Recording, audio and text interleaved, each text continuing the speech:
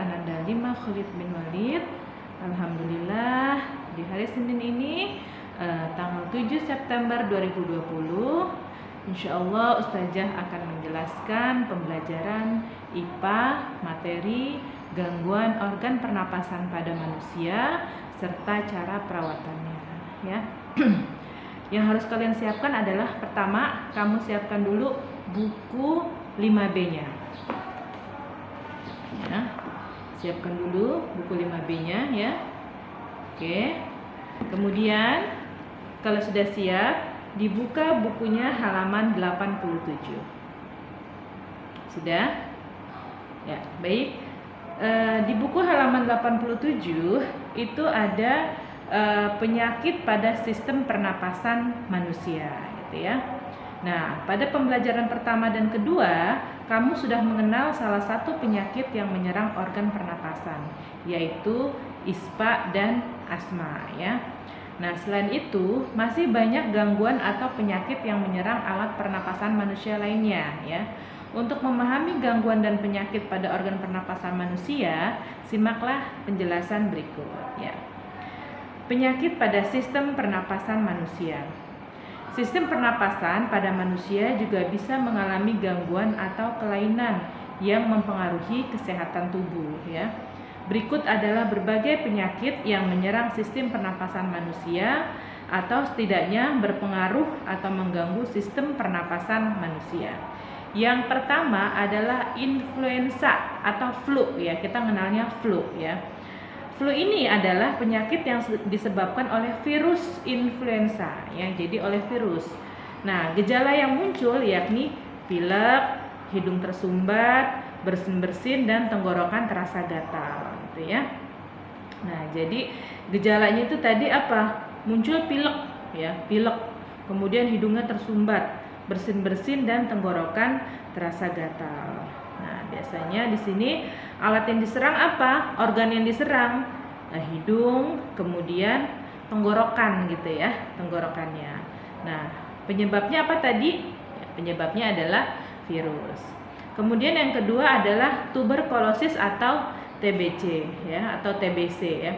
Merupakan penyakit paru-paru yang diakibatkan serangan bakteri Mycobacterium tuberculosis ya. Difusi oksigen akan terganggu karena adanya bintil-bintil atau peradangan pada dinding alveolus ya. Kamu kemarin sudah belajar apa itu dinding alveolus ya. Nah, jika bagian paru-paru yang diserang meluas, sel-selnya mati dan paru-parunya mengecil. Akibatnya napas penderita terengah-engah ya. Jadi pada penderita TBC ini gejalanya adalah napasnya tuh terengah-engah gitu ya. Buat napas tuh susah gitu ya. Nah, alat yang diserang apa kalau TBC? Alat yang diserang adalah paru-paru ya. Jadi paru-parunya itu ada semacam bintil-bintil ya di paru-parunya itu pada dinding alveolusnya ya, sehingga menyebabkan orang itu napasnya terengah-engah gitu si penderitanya. Nah, penyebabnya apa? TBC ini sebabnya adalah bakteri, disebabkan oleh adanya bakteri dalam paru-paru manusia ya. Nah, kemudian peradangan pada sistem pernapasan manusia diantaranya terdiri dari beberapa berikut ya. Ini macam-macam peradangan pada sistem pernapasan manusia. Yang pertama adalah rinitis ya. Rinitis ini dapat terjadi karena reaksi alergi terhadap perubahan cuaca, serbuk sari dan debu sehingga produksi lendir meningkat gitu ya. Jadi kadang-kadang ada orang yang sebenarnya dia nggak apa-apa gitu paru-parunya, tapi pada suatu momen tertentu, misalkan pada saat cuaca dingin, kemudian pada saat musim hujan itu dia bisa flu atau batuk nggak berhenti-berhenti gitu ya. Itu disebabkan karena alergi gitu ya. Nah, kemudian penyakit radang yang berikutnya adalah faringitis ya, merupakan radang pada faring akibat infeksi oleh bakteri Streptococcus. Akibatnya tenggorokan terasa sakit dan tampak memerah gitu ya. Seseorang yang menderita faringitis harusnya banyak istirahat dan minum antibiotik ya. Kalau yang faringitis ini disebabkan oleh bakteri gitu ya, disebabkan oleh bakteri, jadi butuh penanganan dokter dan banyak istirahat serta minum antibiotik gitu ya. Nah, kemudian laringitis merupakan peradangan pada bagian daerah tenggorokan, tepatnya pada bagian laring. Penderita akan bersuara serak atau bahkan kehilangan suaranya sementara ya. Nah, penyebab laringitis diantaranya karena infeksi, terlalu banyak merokok dan minum alkohol gitu ya. Jadi laringitis ini gejalanya adalah apa? Suaranya tuh serak gitu ya.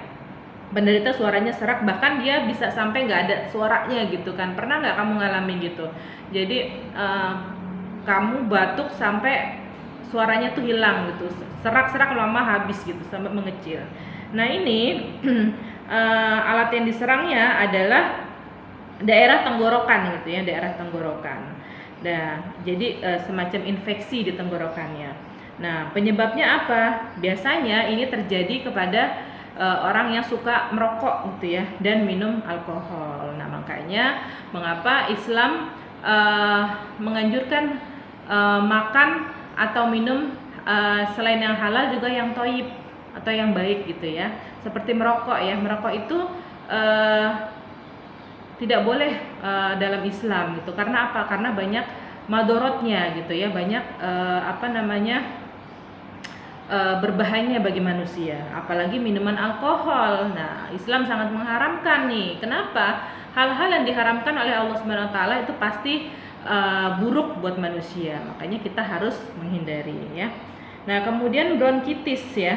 Nah, bronkitis ini adalah radang pada cabang tenggorokan diakibatkan timbulnya infeksi ya.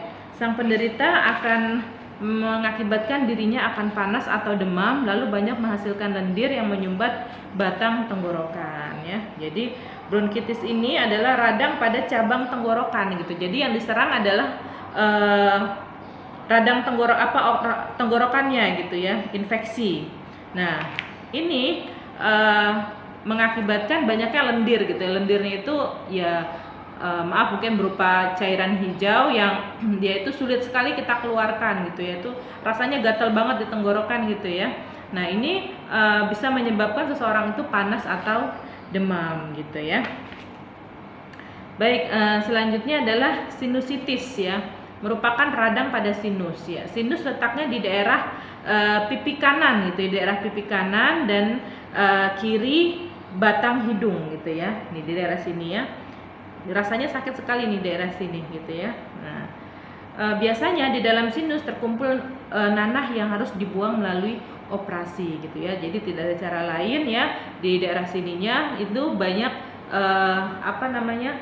kumpulan nanah sehingga sakit sekali gitu ya. Dan untuk mengeluarkan nanahnya itu kamu harus melakukan operasi gitu ya. Nah kemudian asfiksi adalah gangguan pernapasan pada waktu pengangkutan dan penggunaan oksigen yang disebabkan oleh tenggelam atau akibat alveolus terisi air ya. Jadi pneumonia atau akibatnya alveolus terisi cairan lendir dan cairan limfa. Nah, keracunan CO dan HCN atau gangguan sistem sitokrom atau enzim pernafasan gitu. Jadi pada asfiksi ini itu oksigennya itu terisi air gitu ya. Alveolusnya itu terisi oleh air. Airnya itu bukan air biasa, tetapi air yang berupa cairan lendir gitu ya. Yang cairan lendir dan cairan limpa yang ada di dalam alveolus. Jadi alveolusnya itu kerendam bahasanya ya, kerendam cairan lendir ini dan cairan limpa ya.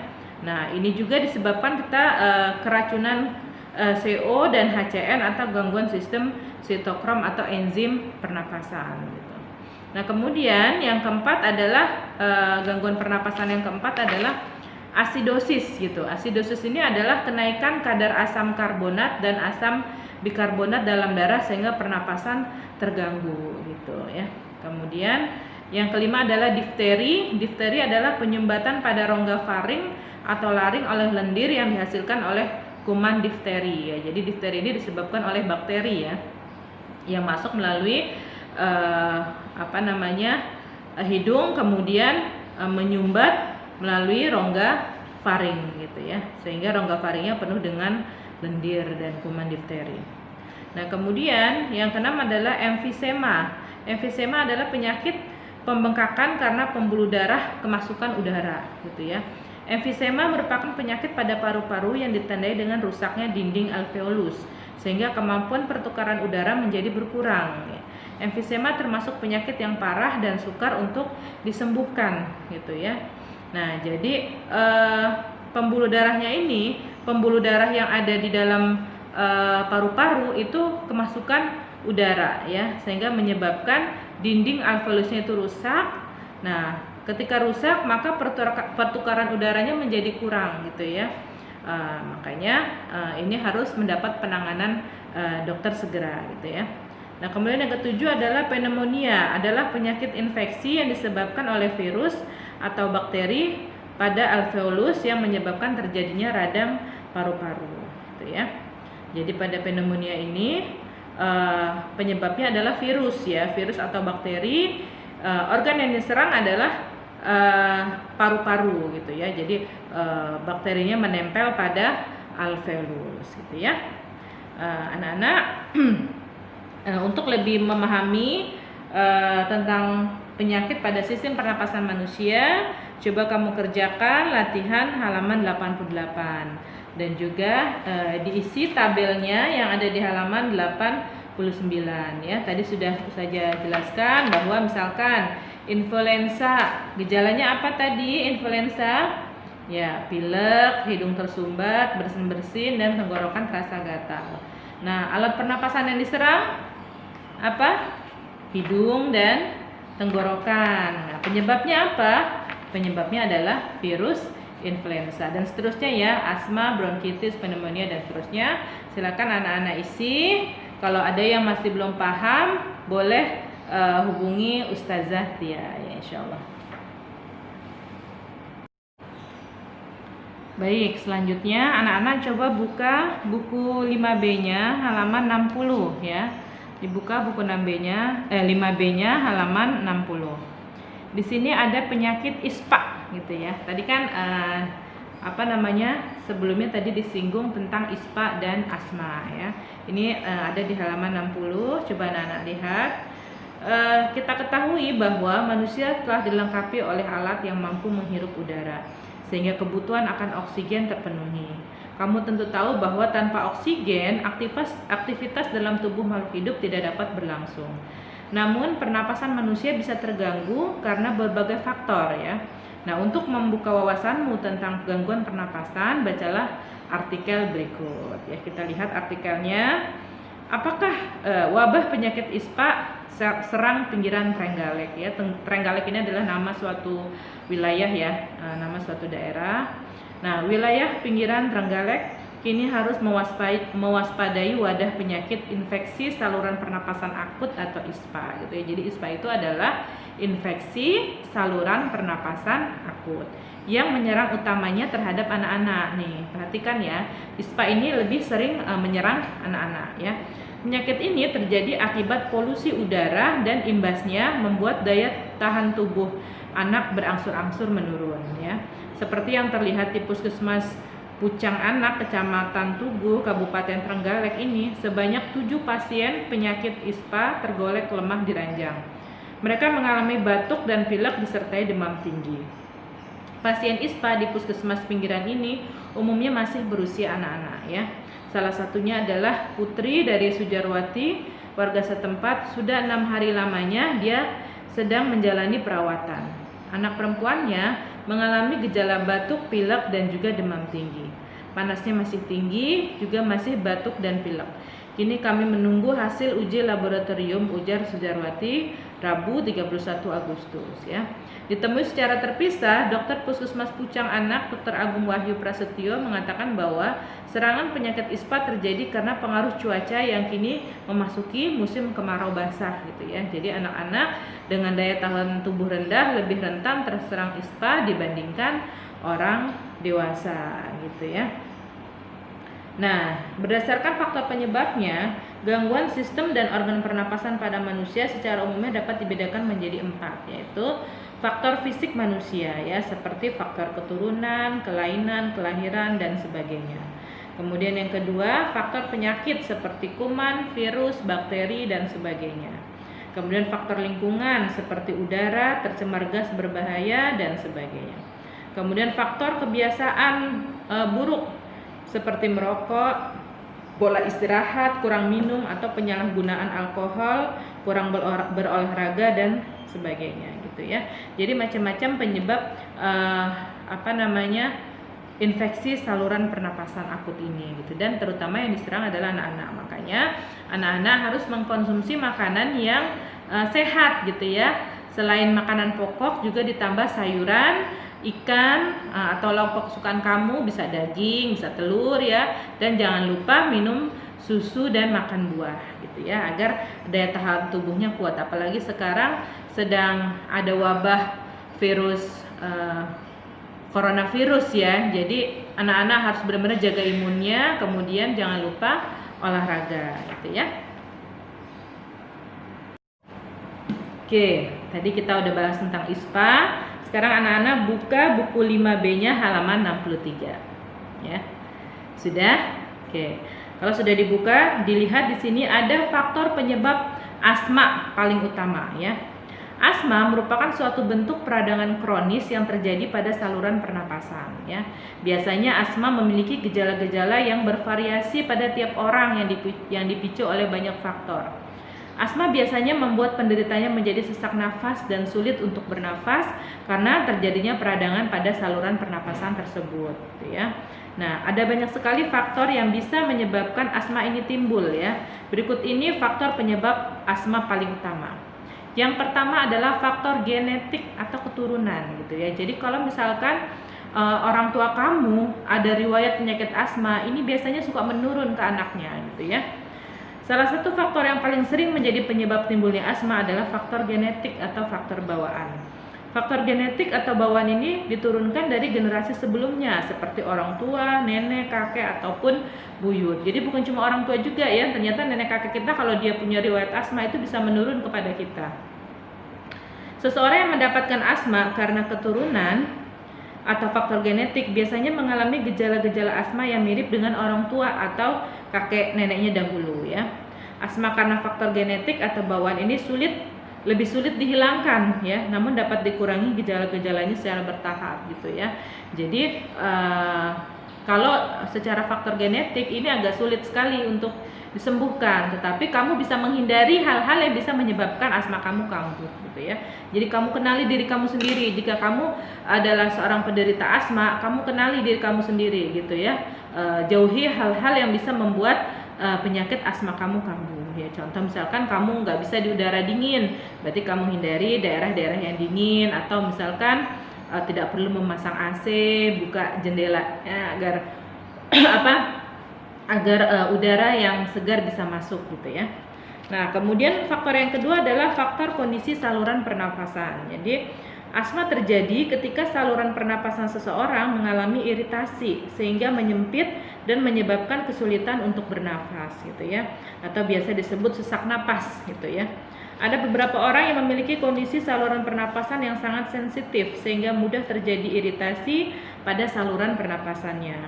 Hal ini menyebabkan mereka lebih mudah terserang asma gitu ya. Jadi ada semacam iritasi gitu ya, iritasi pada saluran pernapasannya sehingga membuat dia membuat sesak gitu ya.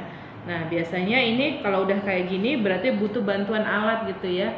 Butuh bantuan alat untuk membantu kamu untuk bisa bernafas.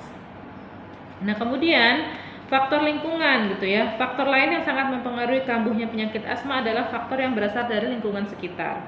Lingkungan sekitar memiliki banyak jenis polutan dan hal-hal lain yang dapat membuat saluran pernapasan teriritasi dan mengalami penyempitan hingga akhirnya mengalami sesak nafas gitu ya. Nah, makanya kamu hindari yang tadi, makanya Ustazah bilang kalau kamu punya riwayat asma itu tolong dikenali gitu ya. Pada hal-hal apa sehingga asma kamu bisa kambuh. Nah, itu kamu harus jauhi, kamu hindari. Dan kamu bilang dengan orang di sekitar kamu, misalkan ada yang merokok misalkan ada orang tua kamu yang masih suka merokok atau masih sulit melepas rokok dan kamu alergi dengan asap rokok, bilang gitu, mohon maaf kalau merokok jangan dekat saya karena saya bisa sesak nafas gitu ya, seperti itu. Jadi kamu sendiri yang harus mengenali diri kamu ya. Nah, di sini laporan riset kesehatan dasar oleh Kementerian Kesehatan RI tahun 2013 memperkirakan jumlah pasien asma di Indonesia mencapai 4,5% dari total jumlah penduduk ya. Provinsi Sulawesi Tengah menduduki peringkat penderita asma terbanyak sebanyak 7,8% dari total penduduk di daerah tersebut ya. Menurut data yang dikeluarkan WHO pada bulan Mei tahun 2014, angka kematian akibat penyakit asma di Indonesia mencapai 24.773 orang atau sekitar 1,77% dari total jumlah kematian penduduk ya. Nah, setelah dilakukan penyesuaian umur dari berbagai penduduk, data ini sekaligus menempatkan Indonesia di urutan ke-19 di dunia perihal kematian akibat asma itu ya. Jadi seluruh dunia, Indonesia peringkat ke-19 ya, yang kematiannya disebabkan oleh asma ya. Cukup banyak juga berarti ya orang-orang yang menderita asma ya, seperti itu. Nah, biasanya setiap penyakit itu pasti ada obatnya. Jadi Allah menurunkan penyakit pasti ada obatnya ya. Nah, sebelum kita mengobati diri kita sendiri, maka kita harus mencegah, ada upaya perawatan ya, ada upaya perawatan terhadap organ-organ pernapasan kita. Ya nggak cuma organ pernapasan, seluruh tubuh kita ini harus kita jaga gitu ya. Sebelum kita sakit maka kita harus jaga jangan sampai sakit gitu ya. Sekarang anak-anak coba buka buku 5B-nya halaman 109. Sudah dibuka halaman 109? Oke, kalau sudah, lihat di situ ada cara menjaga kesehatan organ pernapasan manusia ya. Pernapasan adalah aktivitas penting dalam kehidupan ya. Semua makhluk hidup pasti bernafas. Orang dewasa rata-rata bernapas 20.000 kali sehari. Organ pernapasan manusia terdiri atas hidung, faring, laring, trakea, dan paru-paru ya. Itu sudah kita bahas di materi sebelumnya. Sistem pernapasan pada manusia adalah menghirup oksigen dari udara dan mengeluarkan karbon dioksida dan uap air ya. Sistem pernapasan rentan terserang penyakit karena udara keluar dan masuk ke dalam tubuh secara langsung gitu ya. Jadi karena kan kita nggak tahu nih kandungan udara yang ada di sekitar kita tuh seperti apa, apakah ada virusnya, apakah ada bakterinya gitu ya. Maka ketika masuk ke dalam tubuh kita melalui proses inspirasi ya, itu nggak tahu tuh ya, adakah yang menyebabkan nanti mengganggu organ tubuh kita atau membuat kita menjadi sakit, kita nggak tahu karena kan virus dan bakteri itu kan tidak bisa dilihat oleh mata gitu ya. Itu makhluk yang sangat-sangat kecil, itu hanya bisa dilihat dengan alat bantu mikroskop gitu ya. Nah, akibatnya udara yang mengandung bakteri dan virus berbahaya mudah masuk ke dalam tubuh ya. Penyakit yang menyerang organ pernapasan antara lain asma, TBC, bronkitis, sinusitis, batuk, sesak napas, dan pneumonia. Ya. Agar terhindar dari berbagai gangguan organ pernapasan, ada beberapa hal yang dapat dilakukan, yaitu pertama, menjaga lingkungan tetap bersih sehingga udara yang dihirup juga bebas dari polusi. Udara yang berkualitas akan memberikan asupan oksigen yang cukup bagi tubuh sehingga gangguan organ pernapasan dapat dicegah. Jadi kita harus tetap menjaga lingkungan kita bersih ya, bersih dari debu, bersih dari sampah, bersih dari kotoran. Nah, apalagi anak-anak kan sekarang stay at home, di rumah aja gitu ya. Jadi selain kita mengerjakan tugas-tugas dari sekolah, kita juga harus rajin membersihkan rumah gitu ya. Nah, sekarang kan lagi musim tanaman ya, pohon tuh bagus-bagus sekali. Nah, kamu pelihara pohon yang hijau ya, kamu pilih pohon yang berdaun hijau karena pohon yang berdaun hijau itu mengandung dia akan mengeluarkan oksigen yang sangat banyak, oksigen yang sangat baik gitu ya. Seperti itu. Nah, kemudian yang kedua adalah memperbanyak ventilasi udara di dalam ruangan ya. Ventilasi udara akan membantu proses pertukaran udara. Untuk orang yang sering bekerja di dalam ruangan, bukalah jendela di siang hari agar pertukaran udara lebih lancar sehingga jumlah oksigen yang dibutuhkan oleh tubuh juga banyak ya. Jadi misalkan di rumah kamu ada AC gitu ya, kalau bisa di pagi hari AC-nya dimatikan gitu ya, kemudian dibuka tuh jendelanya, pintunya ya, agar apa? Agar udara yang masuk itu kandungan oksigennya banyak. Karena kalau kita selalu dalam ruangan tertutup, selalu pakai AC 24 jam, itu kan perputaran udaranya di situ-situ aja. Sementara kita kan melakukan proses ekspirasi atau mengeluarkan CO2 atau karbon dioksida yang merupakan racun bagi kita. Kalau kita tidak buka jendela, buka pintu, kita akan kekurangan oksigen yang bagus gitu ya. Jadi bisa jadi malah CO2-nya lagi yang kita hirup ya. Nah, itu tidak baik buat kesehatan pernafasan kita. Nah, kemudian yang ketiga apa? Rutin berolahraga ya, sehingga membantu kinerja paru-paru untuk meningkatkan kapasitasnya dalam proses menghirup dan menahan udara lebih lama ya. Berolahraga juga dapat membantu melancarkan peredaran darah sehingga penyebaran nutrisi dan oksigen ke seluruh tubuh lebih lancar ya. Jadi rutin olahraga ya. Kalau nggak bisa setiap hari, seminggu sekali lah gitu ya berolahraga. Apalagi kalau kamu punya halaman yang luas nih, pasti seru deh tuh. Kamu tinggal setel di YouTube mau senam apa, atau kalau kamu punya alat olahraga kayak di gyms gitu, boleh kamu gunakan. Atau bersepeda kalau kamu rumahnya di komplek ya, tapi jangan lupa pakai masker. Boleh berkeliling komplek ya barang berapa menit lah, 15 menit gitu ya, agar keluar keringat gitu ya.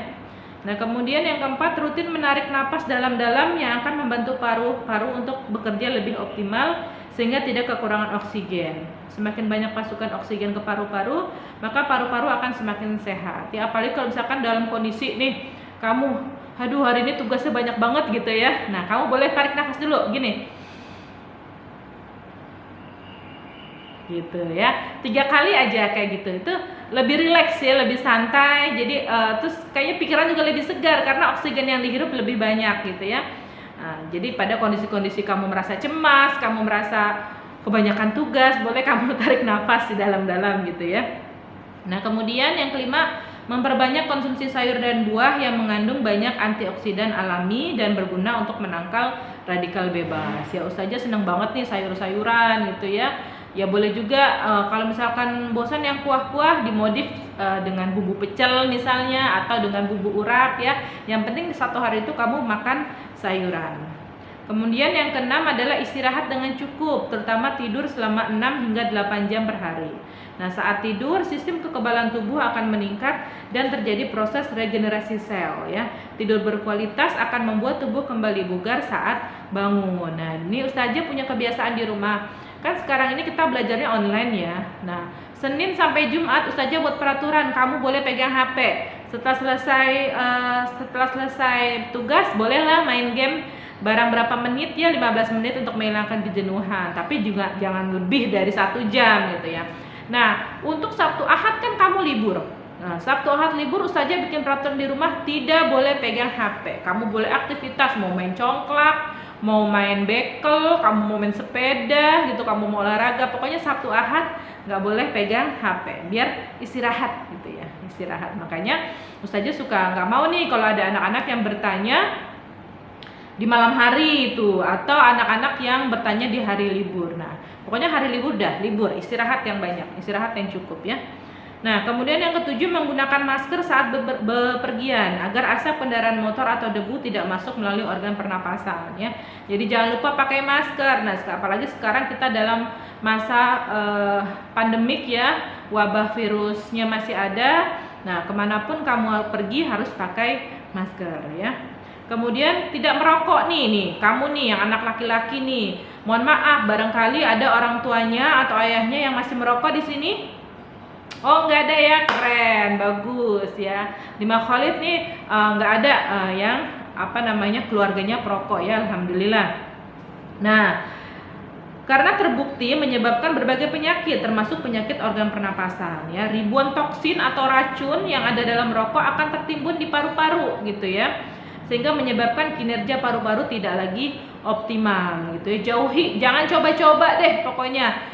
Jangan sekali-kali coba menyentuh apa itu yang namanya rokok nih. Apalagi kamu anak laki-laki, Ustazah udah sangat strength sekali ya. Jangan pernah mencoba walaupun sekali gitu ya.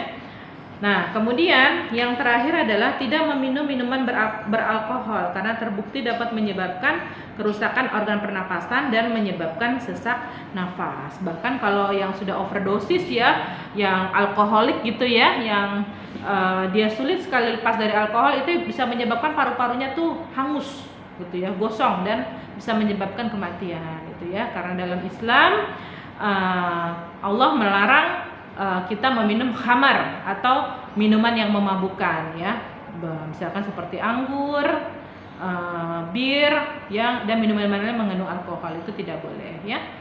Baik anak-anak, itu saja dari Ustazah Tia tentang gangguan sistem pernapasan dan cara perawatan organ pernapasan kita ya.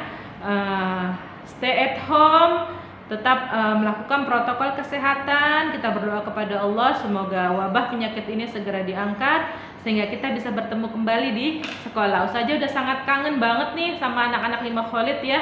Udah banyak nih di kepala Ustazah, aduh kita mau ngapain ya, kita mau ngapain gitu ya, tapi kita masih belum bisa ketemu ya. Baik, salam sayang penuh cinta dari Ustazah Tia. Wassalamualaikum warahmatullahi wabarakatuh.